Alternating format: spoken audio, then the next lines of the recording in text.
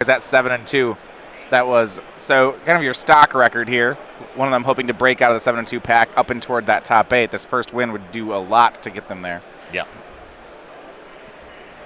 Now my concern here would be that I think Ross can keep pace, but a lot of times when we see these Storm players play against Control, they take them late into the game, and Blue Moon, unlike Jeskai, really struggles to get a clock. Yeah, Blue Moon does not have much in the way of closing speed. For win conditions, we have Snapcaster Mages. He does have 2 Vendilion clicks. That one can pick up the pace, but these 2 Jace the Mind Sculptors and this Keranos Goddess Storms, they're really more liabilities in this matchup. Yeah, as odd as it sounds, Jeskai, the fact that they have Lightning Helixes as well as Bolts, plays pretty well here. Mm-hmm. Yeah, it makes the Snapcaster Lightning Bolt plan just more consistent, easier to execute. Heavy Vendilion clicks can do a lot to inform how you're supposed to play the game, in addition to giving you a substantial clock. Now, the fact that they died a Grape Shot, that's definitely a problem, but knowing the Storm player's hand makes it way harder for a player like Caleb to try to finesse his way through a game where he might be outgunned on paper.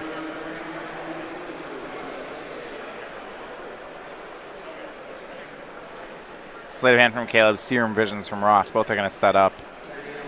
Expect to see this one go later than you would for a normal Storm deck. Yeah.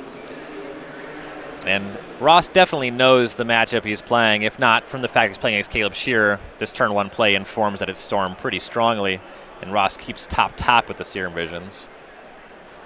Desolate Lighthouse turn 2 here. Wondering how many of Ross's lands are actually untapped. Caleb will just continue cantripping. Here's Sleight of Hand again. In the early turns here, Ross's plan in most matchups is just to hit some land drops, try to check anything that's presented, and Caleb's going to try to enact a similar game plan. You want to keep pace on land drops, sculpt your hand. The plan's going to be to go along. Yeah, both red-blue decks trading back. Just passing the turn. Caleb draws a Serum Visions. The second land for Ross there being the Desolate Lighthouse makes it feel like his hand might be land light. You usually want to have a high volume of blue lands. Even a mountain is stronger than Desolate Lighthouse on the second turn of the game. But you do get some draw steps to try to fix that. Here's our first action from Ross is an end-step Electrolyze. Now, Caleb did not cast Serum Visions this turn. Instead, he left up 4. So we'll see if he'll take this opportunity to cast that Gifts Ungiven. Mm-hmm. And this is something that also reinforces what I was just talking about. This Electrolyze here into Gifts Ungiven mana really feels like Ross needs to draw something, and I believe that's something to be a land. Just going shields down in the face of Gifts is not ideal. Yeah, and that Caleb will punish him for it. Here is Gifts Ungiven.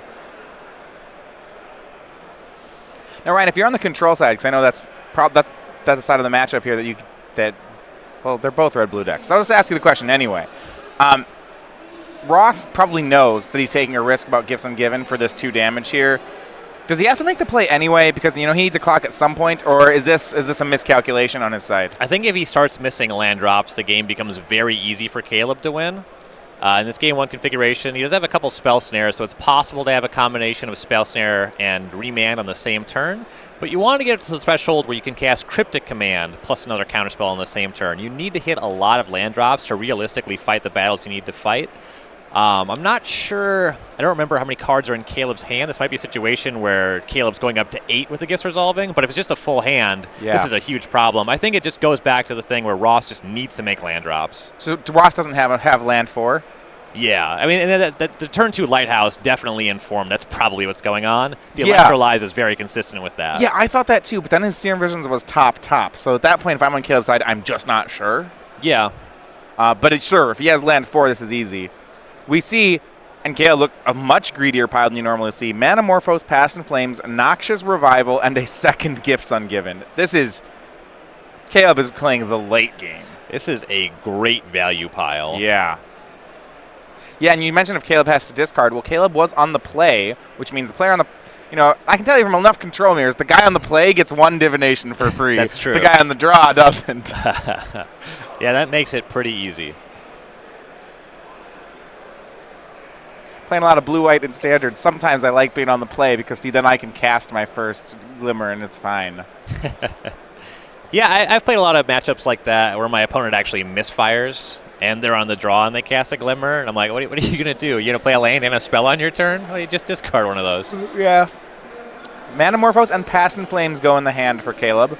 Noxious and gifts in the graveyard. Yeah, that's a tough pile. You don't want Caleb to have the gifts, and if you don't want him to have the gifts, you also have to bin the Noxious Revival. Giving up the Manamorphose doesn't feel great, though the issue with the Past in Flames, the reason you want to put that in the hand is Caleb gets access to that no matter how you split it. Right. I like this a lot. If you leave Caleb the Noxious Revival or the Gifts Ungiven, then he's going to cast another Gifts Ungiven.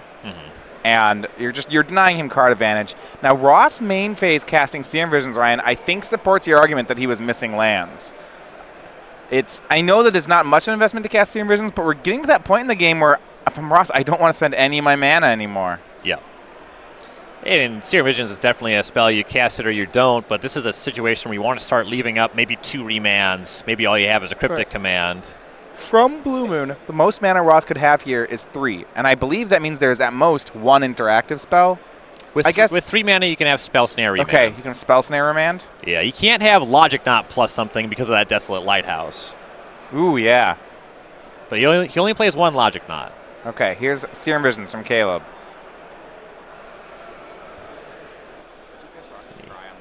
Picked up a Grape Shot there. Ross keep going top-bottom on his Serum Visions, so I'm assuming we have another land drop ready. In this kind of matchup, if you don't have land 5, I don't think you're topping anything that isn't a land. With land 4, you can hang on to some remands, but lands are really what you want. He only plays so many counterspells, so it's hard to scry past them. A Spell Snare I would certainly keep on top. So here's my question with Ross's deck. At what point does he tap out for a way to win? You know, I'm trying to think, like, how many lands does he need before he can safely cast Keranos? It's like, I don't even know if he can ever do that. So sometimes you'll get a little proactive if you think the Storm player's hand is not very good. Caleb's already resolved a Gifts Ungiven. No. That's just not going to be one of those games. No, Ryan, Caleb just missed a land drop. That's scary. Ross will opt. Caleb does want to keep up on lands, but this also just means he has a handful of rituals. Caleb's just looking for a window where he can start resolving those. I mean, that's what the deck is. It's rituals, it's cantrips, right? Caleb's not the only player missing a land drop. There's Ross discarding Blood Moon to hand size. Caleb's discard for turn was that Past in Flame, so he still has access to that. Yeah, they're both discarding to hand size here. Right, except Caleb's is fine, and Ross's is bad. I mean, he discarded Blood Moon. He doesn't want the Blood Moon. Yeah, Blood Moon's not really a good card here. But Caleb just discarded a card he still has access to. That's right, discard Blood Moon. Ha. I've never had seen someone discard a Blood Moon. Here's Pyretic Ritual. So Caleb taking the fact that he's missed a land drop again. Ross is on 3 mana. He'll make some plays. So 3 red, 1 spell for the turn. Ross, as you mentioned, Remand Spell Snare is his way to have 2 pieces of interaction. Otherwise, we're looking at 1 counter spell. Here's Desperate Ritual. So this is up to 4 red for Caleb. We know he still has at least 1 Manamorphose. That's frequently where you start these turns where you're not sure exactly what interaction your opponent's going to have, but because he's so heavy on cards, you can freely start on just the Desperate Rituals and Pyretic Rituals. Manamorphose, spell 3 for Caleb. I would think if there's a Spell Snare that Ross would fire it off on this. Do you agree? Like, once the Manamorphose is resolved on Caleb's side, are you respecting Spell Snare at all anymore? Not so much. It's possible that Ross is waiting for a mana creature. It takes a lot of rituals to get up to a lethal Past in Flames Grape Shot without having a mana creature. The Caleb might be at that threshold. It's unclear that Ross can win by spell snaring any individual ritual is the thing. So you start to believe things based on the texture here. I think there's an argument for Ross holding on to it. Okay. Caleb can be pretty confident in casting spells, though. Caleb didn't go for the splice play. Yeah, and you see Ross thinking about this ritual as if it is countered, that leaves Caleb with exactly 4 mana. Can't really get anywhere from there. It's also possible that Ross just has nothing. After so many draws, he topped off enough Serum Visions that I feel like he didn't have lands. He kept a lot of cards on top. Like, some of them have to be I don't know. Do something. It's a game 1 situation. Oh, Who knew what Caleb was playing? He could have kept. He could have kept a lightning bolt on top in case he runs into a Baral. You know. Okay.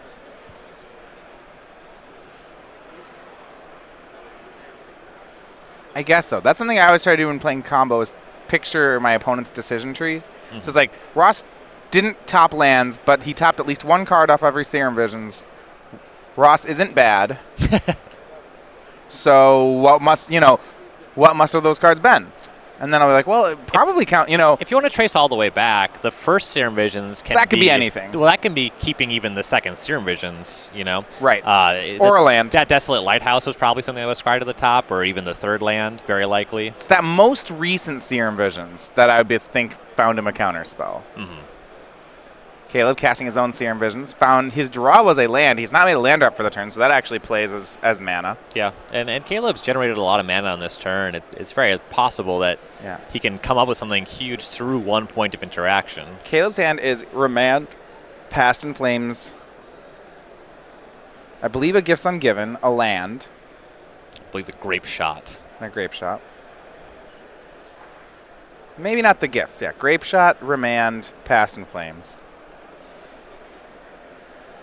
He's a mana short of being able to Remand Past in Flames.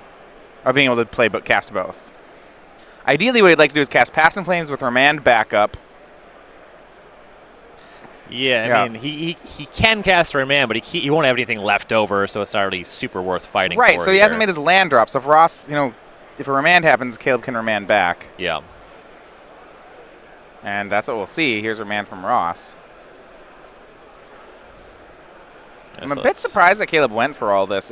If one Remand shuts him down this turn, which it looks like it might, it feels too greedy to have burned all those rituals. Right. Right? Like, of course Ross had a Remand. It almost feels like Caleb's starting here was largely informed by the fact that he had so many cards in hand, and he still has a good amount of leftovers from here. Yeah, he just has Remand, Grape Shot, land. This is he's going to get foiled by a single Remand. Well, he gets to Remand his own Past in Flames, and he can start looking at setting up next turn. He still has that land drop, and then next turn he can lead on Past in Flames, and you might be able to just go off again. But Ross is likely to have a Cryptic Command on the following turn, or at least another Remand.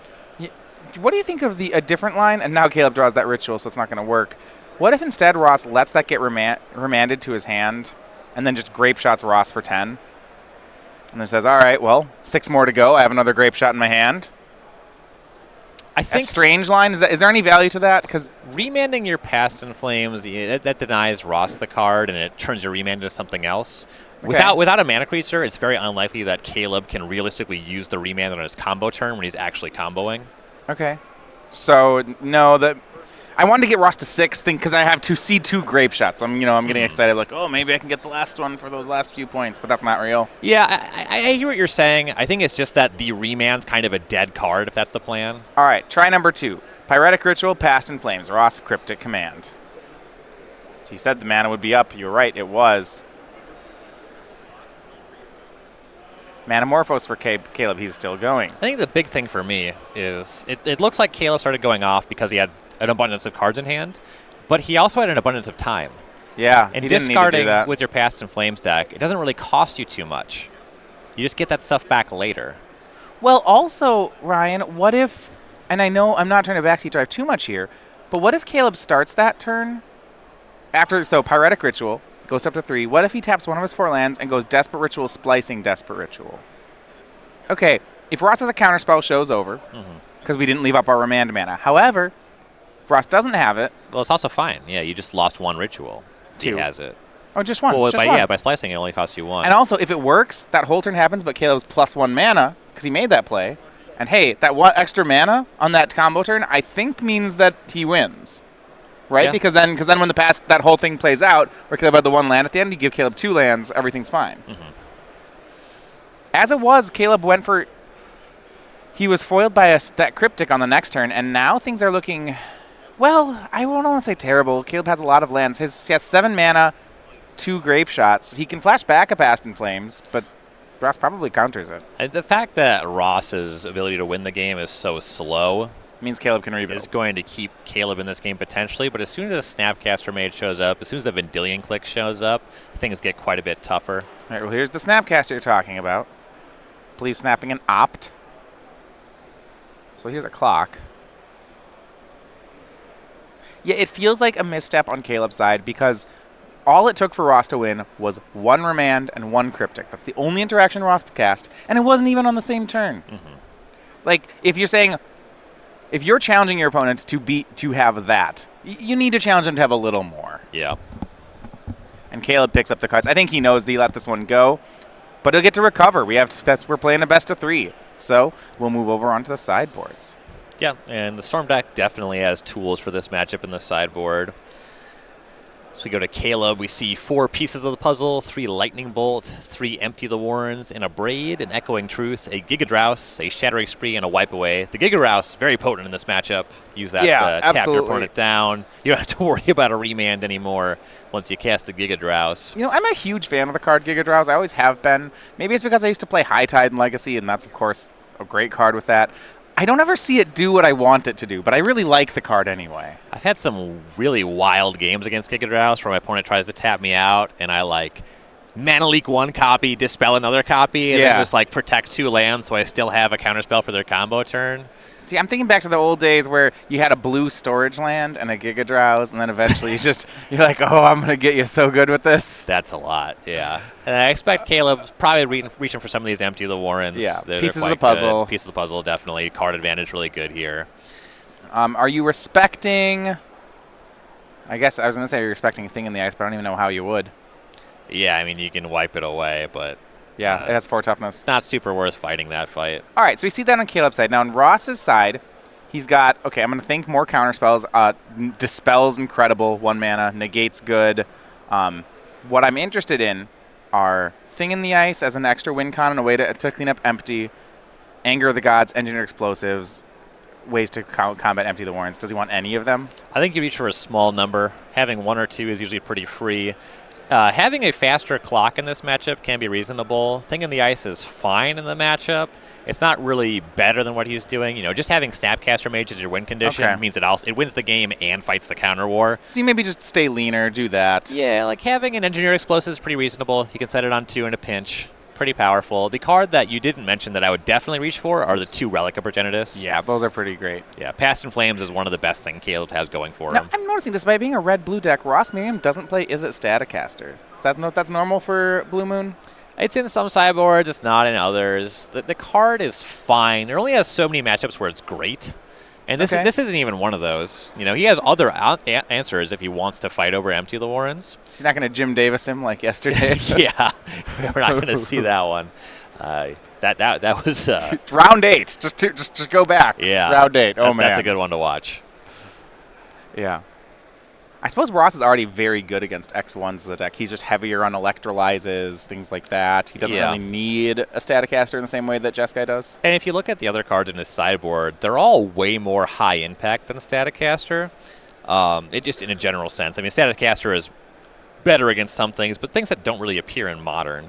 Whereas the Blue Moon deck has some fundamental weaknesses in the main deck. You see Roast there because it's bad against Thought-Knot Seers, against Reality Smashers. Anger of the Gods because exiling creatures, you know, matchups like Dredge are very bad. That supplements the Relic of Progenitus there. Ceremonious Rejection is important because you're very bad against Tron, you're bad against Eldrazi, as I mentioned before. The Thing in the Ice because sometimes you just need to go faster. Okay. These things more fundamentally increase the power level of the deck than Staticaster was. Well, we're going to get ready for game number 2 here. The battle of 2 very different blue-red decks. Now, if you have a blue-red deck of your own that you're building this weekend, head over to StarStateGames.com for a weekly sale. We have Modern Singles up to 25% off. We always have a different sale every week. This week's a pretty good one, especially as we are heading into Modern season. I believe this Sunday, if you play the PPTQ circuit, last one of the Standard season. Starting next week, you're going to need your Modern deck. Yeah, get your Wizards Lightnings. That is not the blue-red deck I'm going to play. I would play both of these before playing that one. Wow. No, that's just a style thing. Choice A is going to be the combo deck. Yep. Choice B is going to be the do-nothing control deck. You don't have to sell me on Storm, but I'm a little offended you play Blue Moon over Wizards. Look, here's like my tier of things I like to play. Like 1 is combo, 2 is do-nothing control, 3 is green 2-drops, I suppose, and then like 20 is tempo. Like just... I will just embarrass myself. It's an acquired taste. I'll be like, this Wizard's Lightning. I'm like, does this go Where does this go? What do I do with this? Why is every decision contextual? Which of these, what lands generate red mana? Both ways I start with Serum Visions here. Yeah, basic island each side, though I don't expect there to be Blood Moons in this game. There are. They might be discarded again. The appeal of Blue Moon to me is I like, I play blue-white Teferi in Standard. And I like decks like that where you literally just play defense. And there's nothing like that in Modern exactly, but Blue Moon's close. I tried to play Blue Moon for several tournaments, and it just disappointed me so much. Periodically, somebody will walk up to me and say, hey, I think I have a Modern deck that you'll like. Moon. And I say, I bet you're wrong. I think what I'd be disappointed in is that I would play it at a local event and someone's homebrew would beat me. Yeah. Because they put some guy who jammed his favorite creatures and made a deck full of them, I probably lose. Well, if they have 4 toughness, definitely. Right. There's a lot of there's that boat you were talking about, the gum boat. Here's Thing in the Ice from Ross. They have come in out of the sideboard. That should be able to cover him against Empty the Warrens. I think that's the appeal of Lantern. Lantern's kind of a do-nothing control deck, if you think about it. Yeah. You're just only playing defense. Definitely. Well, unless you play against Tron, then you just lose. You try to, aggro them, and it doesn't work. That's your lunch break. It's true. They don't mess around. They just beat you. Even if they don't know how the matchup works, they're like, oh, I've never played this before. I'm like, don't worry, man.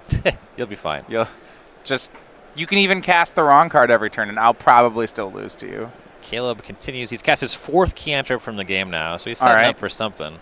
If only Caleb had a Thing in the Ice. Yeah, he can transform that. Yeah. Ross, Relic of Progenitus. Tap it immediately. Start chunking away those cantrips. Relic does not trigger Thing in the Ice. Wow. Poor deck building considerations. 4th land for Caleb. Casts Pieces of the Puzzle. All 4 basics right now for Caleb. Just playing around that Blood Moon. He has a 5th basic in his deck. I don't think Ross has, as he's not Jeskai, I don't think he has any effects that punish, right? There's no Field of Ruin, Ghost Quarter. Yeah. His non-basic that doesn't produce blue or red is his Desolate Lighthouse. I guess it's white cards that tend to give their opponents basics. Yeah, well, the thing about Blue Moon is you have to have a lot of islands. He has 7 basic islands. You don't have room for stuff like that. Also, the Blood Moons just turn them off. It is quirky, right? It's a control deck that's trying to play Blood Moon, which is a lot more restrictive than it sounds. Yeah. Ross does have the remand for the pieces of the puzzle, so that buys him some time, starts cranking down that Thing in the Ice. As you like to say, Thing out of the ice, the other side of it. You're right. There's the last basic for Caleb. Luckily, he won't be getting Path to Exiled or anything like that. Cryptic counter draw for Ross. Ryan, what do you think about Caleb had land 5 there? He actually didn't even play it. Is that because this is a bait? I think... No, land 5 go. I wanted to see Caleb post comment and be like, haha, and start casting rituals. Yeah. It feels like he just didn't have the remand. I would have at least bluffed the remand. Yeah.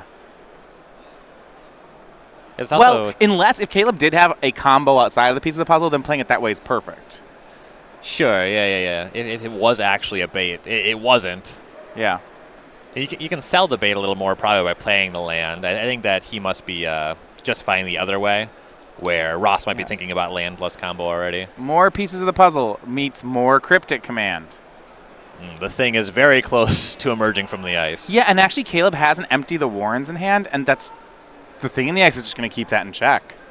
It's entirely possible that Caleb is casting these big spells, these pieces of the puzzle, to try to get the Thing to transform first. Then you empty. Right, and that the removing a counter is not a May, right?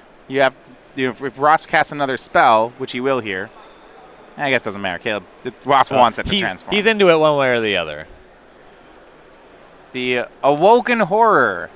Thing out of the ice. Thing out of the ice. Transforms. 7/8. 7/8 for 2. Green doesn't even get cards at that kind of rate. It does. They're called Tarmogoyf. Tarmogoyf never reaches 7/8. Call. Well, not never, but I mean, Tarmogoyf, come on. Boneyard Worm. Boneyard Worm is a 7/7 or an 8/8. I don't know how you got your Boneyard Worm to a 7/8. It's bigger. I didn't say it was the same size. All right, back over to Caleb. I know I like that card. Powerful stuff. I'm building a cube with a lot of boneyard worms in it. Here's Baral from Caleb. He went down to 13 on that last attack. And Ross's hand looks pretty good here. He's got a couple of Vendilion clicks. The second one usually Second one's bad. a lot worse than the Well, first. if all you're trying to do is delay until your Awoken Horror wins, I can see a use for a second. Looks like Ross is trying to combo. Here's Pyretic Ritual. Only 3 more cards in Caleb's hand. I would be surprised if Caleb can combo through this. Feels like this is a desperation combo, not one from strength.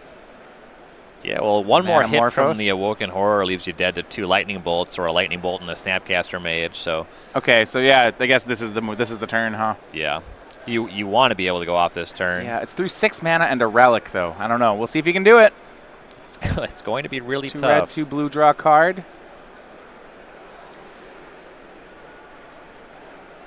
Pieces of the Puzzle is more capable of doing this than Gifts Ungiven because Yeah. you can't get through Past in Flames. However, Caleb's already gone through a couple of the pieces of the puzzle. They'll have to draw into more copies. Slate of Hand from Caleb. With enough mana, and Caleb was close to it, he could Past in Flames right through a Cryptic. You know, he could just play it, let it get countered, and then flash it back. He needs 7 mana for that, and he only has 6, and actually needs 8. He also needs to Yeah. not get relicked. Here's Vendilion Click, showing Empty the Warrens and Desperate Ritual. Oh, is that a Sunbleached Empty? Yeah, I am so, oh man, That's so pretty much cool. respect. I want that. I just started reading about sun bleaching. I'm trying to figure out ways to make my cards even more embarrassing for my opponent. I mean, I like it if it's actually a factory misprint. I don't like it so much if it's modified. Don't like it if I put it in the back of my car for 7 months. Well, I think that's what you like about it, is that other people don't like it. Yes. And Caleb draws into pieces of the puzzle off the Vendilion Click. Ross actually improved Caleb's hand there. Yeah, that Pieces is great. Finds Manamorphose, Desperate Ritual, Grape Shot, more pieces. Ooh. And Remand. I want almost what Manamorphose pieces here. Yeah, there's a strong temptation to take the Grape Shot. I think the Pieces is for sure coming. Yeah. You might be able to Manamorphose Grape Shot. You have to start considering getting Grape Shots in your hand just because of that relic. Yeah. Yeah. Well, I want to go like pieces Grape Shot, but then I'm going to run out of mana. Yeah. It almost might have to be Morphos Grape Shot here. And then just hope. I don't think, but Caleb's almost out of card draw. I doubt that's going to work. I think he. Yeah, this is tough. Mm-hmm. You could just take, Ryan, what if you just take pieces Grape Shot? You have enough mana to cast 1 more pieces. That puts you up to 7 Storm, and then just 8, hope to and then find hope some to find. rituals. Well, if you just tap 2 mana, you just find, and then if you cast the next pieces, that's spell 7. Mm-hmm. You find another Grape Shot. Spell 8's Grape Shot. Spell 9's Grape Shot. That's 17. Yeah. It's close. I mean, like if there's another Remand, you lose, but if you just find another Grape Shot, you have exactly 17. Yeah. Now Ross has a second Vendilion Click, which is going to mess that up. But Caleb doesn't know that. I guess the second click might just come in clutch. And that's what Caleb does. Pieces Grape Shot. And even has a Ritual here. If he plays Ritual instead of Grape Shot here, Ross will Vendilion Click away Caleb's second pieces. That seems likely. Or the Grape Shot. Yeah. Something bad will happen. Either of those is a good one to click away. Actually, would be most brutal is what if Caleb finds the second Grape Shot, casts the first Grape Shot, and with the Storm Trigger on the stack, Ross, he Vendilion clicks it away. That would be brutal. Spell 7 is Desperate Ritual. Ross, do you want to play your second click? If he does, he takes down his Relic of Progenitus mana. So actually, it's unclear if that's better. And he'll do it. No Relic. Look at Caleb's hand again. Piece of the puzzle, Grape Shot. I mean, he takes the Grape Shot. Okay. I thought you'd take the pieces of the puzzle here. Yeah, now Because now I am Relic's off. concerned about Past in Flames. Is there one in the yard? I don't think so. Yeah, I don't believe we've seen one yet this game. But now all Caleb has to do is pieces of the puzzle finds Past in Flames, and we're good. Yeah, you look at 5 cards. I don't like that play from Ross. I think he actually just decreased his chances. 5. Here's sleight of hand. Empty. Doesn't hit it. And a ritual. The empty is pretty good here. You have a storm count of 9, that'd be 10, and you can either jam into the Awoken Horror, or you can certainly block it. Yeah, I mean, if you, I'd like in Caleb's spot to try to find that Past in Flames. If I can't, empty will be a fine consolation. Right, yeah, grabbing the sleight of hand to go with that. You get one more look. You still have mana left over for empty. Yeah, love it. Maybe you find something better. Opt. Steam Vents. Okay, we got another chance. We got Opt. At this point, he has 3 mana. Okay, so he does still have his land drop. Yeah, he has so land you can drop. opt first, but Yeah, might as well. I guess even if he finds Past in Flames, doesn't matter anymore. yeah, don't know what the 3rd card in the hand is. Oh, Sleight of Hand. Okay. So it's Sleight of Hand, Opt, and empty. Pyretic. I think you would have to find Manamorphose here to really Repeal. make everything come together. But he does get more goblins for these cantrips. Yeah, he'll take the Pyretic Ritual.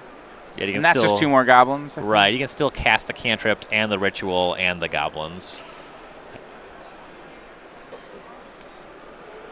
From 3, 4, 3. He could still maybe do something big if he draws a Manamorphose here. All right, here's Opt. 12th spell of the turn. And then scry to the bottom. Yeah, Manamorphose would be the big one. Something blue. So, all right, Pyretic spell 13 and empty spell 14. All right, 28 goblins. Does Ross have a sweeper or is he dead? That's the question. This is more than enough goblins to attack through 2 creatures. 28 into play. No trivial amount. Let's get 28 tokens out of the box. Let's not. Let's Are you going to put dice on that? throw some Boo. dice on that Cedric Phillips. Judge, I would like 28 tokens, please. Oh, we're going to do it with D6. No, Ross, okay, 20, yeah. All right, no, we need a 4. There we go. Yeah, that's definitely the most. This has to be the best way to represent that. Oh, yeah. So close to a Yahtzee. 4 of a kind. We got one more roll. That's a good 4 of a kind. It's 28 points. That is It's very second good. best. It's like very good. I'd take that roll. To do it on 6s, yeah.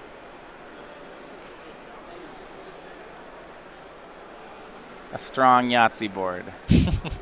Pretty strong magic board, too. I guess Ross can cryptic his way out of this.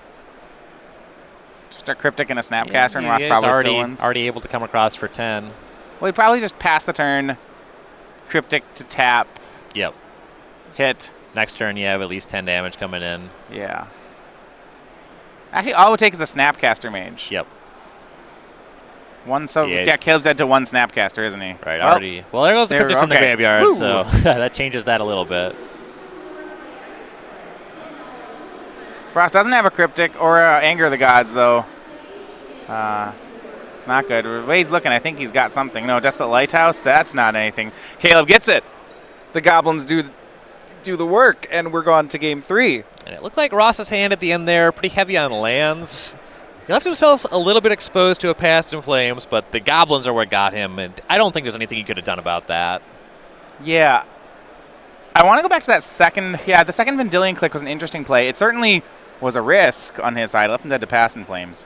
Wasn't punished for it, but didn't have the answer anyway. And if he didn't have the answer to that empty, I don't think any of this. And then I think Ross played the turn as well as he could. Yeah.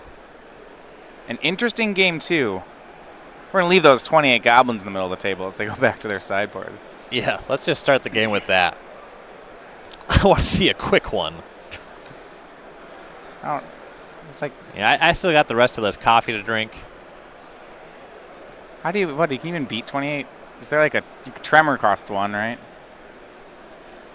I don't know. I'm trying to think if there's a card That costs 1 mana that beats 28 goblins. Krark-Clan Shaman. Yeah, Krark-Clan Shaman does it. There's a lot of 2 mana effects. Yeah, I mean, I could like fog into something. 1 is tough. Right, a single card. So no like fog into whatever. Mm-hmm. Krark-Clan Shaman. Just Tremor, right? Doesn't Tremor just single red? I'm going to look it up. I'm not sure I know what that card does. I bet you can guess. I have an idea. If it does 1 damage to all, even non-flying creatures, you generally have to pay 2 for that. Yeah, there we go. Boom. Okay. Tremor. This card can't be modern legal. It's from Visions.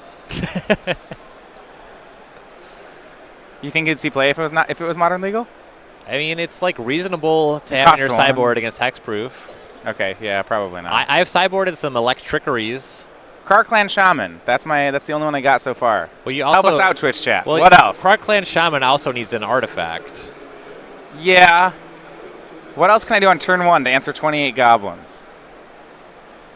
Simeon's Spirit Guide and Oh, explosives. Simeon's Spirit Guide Echoing Truth. Simeon's Spirit Guide Echoing Decay. Yeah. Simeon's Spirit Guide Pyroclasm. Just keep going. 2 Simeon Spirit Guides and Fire Spout. 2 Simeon Spirit Guides Anger the Gods. 2 Simeon Spirit Guides Flame Break. 2 Simeon Spirit Guides. This is great. You missed Circle of Flame. 1 Simeon Spirit Guide Earthquake. 2 in Molten Disaster. There we go. Great.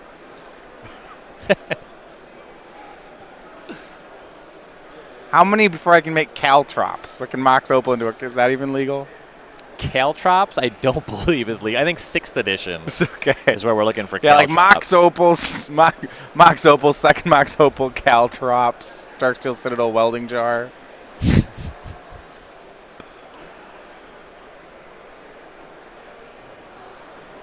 Yeah, Engineered Plague, also not. Hey, there we go. Sandstorm. Ooh. Well done. Wait, this is from Mirage. This is even older than the one I suggested. Oh, wait. Isn't there's a Phyrexian white one, Marrow Shards? Marrow Shards, yeah. You can put that in any deck. Every deck has an answer to it, and that's on turn 0. Well, Caleb can play around it by attacking with only 20 of the goblins. Oh, good call. Yeah, Marrow Shards works. Yeah. We did it. Good work, team. Turn 1 opt for Ross. We're going to trade off some cantrips. 2 pieces of the puzzle in the opener for Caleb. Love it. It's interesting. That's a card that saw no play during its time in Standard. It's actually reasonably powerful. Opt? No. Pieces of the puzzle. Ah. No, opt always is going to see play.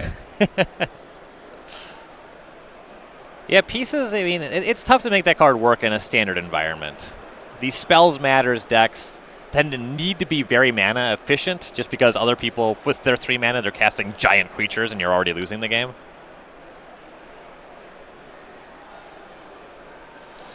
When you get a higher volume of 1-mana cantrips and more rituals as you go into a higher powered format, cards like Pieces just work a lot better.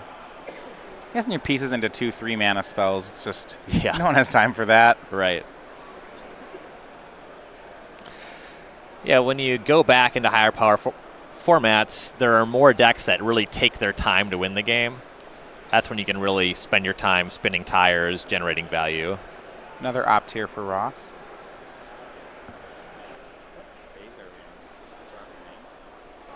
Ross main phasing all these cantrips. Yeah, before Caleb has hit his second land drop, it's a good time to cash in your cantrips, sculpt your hand. No remand, is that what why we care? Yeah, well, you don't need to leave up a counterspell is the big thing. Yeah. Second, Caleb draws gifts ungiven, second land go. So he's just set up for a slugfest. Pieces, gifts. And he's on the draw. A lot of value. You can't keep all those cards. Here's Thing in the Ice for Ross. Says go. Caleb going to cast 8 pieces of the puzzle. Now he is on 6 cards. If he finds 2, he has to discard. Repeal, opt, and he'll take them both. 3 lands. He does have to discard here. The illusion of choice. And looks like he'll get rid of another land. Yeah, got at least his 4th land drop lined up. Plenty of cantrips to redraw into lands, so should be able to keep pace with those. Pyretic Ritual the draws. Here's a 4th land. He'll say go. I assume. We'll see. I guess he'll cast Serum Visions. I'm going to say him. It's not a window where you're likely to cast Gifts Ungiven, both because it's questionable whether or not you can resolve it, and also it doesn't necessarily matter. You're full on cards in hand. Yeah, Sleight of Hand to the bottom, other card to the top. Caleb says go. He could try to go for another pieces, but no real point. And now Ross, just a snap caster with Opt, going to get some damage in. I do like how this works in his deck where this is pretty free to do, because when Thing in the Ice transforms, he gets the Snapcaster back. Yeah, this is a powerful combination. I've executed this one once or twice. And Caleb's going to repeal the Thing in the Ice. And then Ross casts Opt. And this is an interesting spot, then, if Ross actually wants to recast Thing in the Ice. We're getting to a point in the game where that's dangerous. Right. Pretty tough to justify it if you definitely can't do it if you don't have a 2-mana counterspell. The ideal situation is you have 5th land, 2-mana counterspell, plus Spell Snare. And I don't think Ross has the 5th land. If that's true, I really don't want to cast Thing in the Ice. Mm-hmm. The only other card you know about is that Opt that was found off the pieces. Ooh, Ross taps at no 5th land, so a vulnerable turn. Will Caleb make an attack? You kind of are forced to commit the Thing in the Ice, though, because if the Storm player is hitting land drops and you're not, things aren't getting better.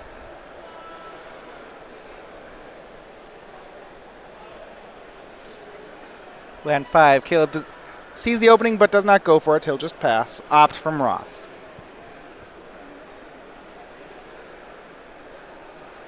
He keeps it on top and draws. I think we found a land with that. It was an island. Attack for 2, Caleb to 16. 16 both.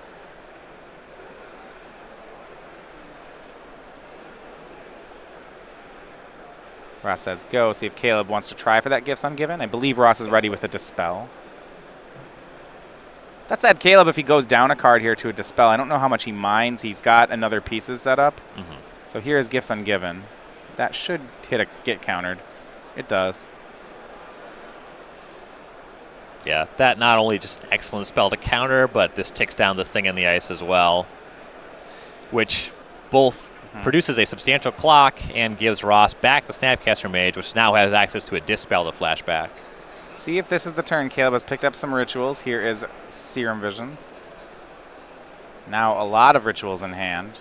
Just a ton of mana. 3rd pieces on top. So if he casts Piece of the Puzzle, he'll find another one. Tap land. And still passing. Caleb's got time. It's ticking, though. Right. I'm interested that he that he scryed another Pieces of the Puzzle to the top. It feels like we're a little late for that, but I'll trust Caleb on it. And Ross, hold on. Bolt. Wait, this is just dead. Yeah, this is down to 10. 7 power creature. Pick up the Snapcaster Mage for one of those bolts. Is Caleb just dead here? So much for having time. Yeah. He's down to 3. I mean, the texture of that turn was really similar to the turn where Caleb went for it in Game 2, but he elected not to this game. Snap Bolt. Are we dead? Caleb will remand the Bolt back into Ross's hand. Ross has a negate. I think once you're tapped this low, you're kind of forced to do this. Spell Snare the remand, and wow, Ross Merriam out of nowhere deals 16 to Caleb. He takes the match, and that was what a turnaround here. Yeah, that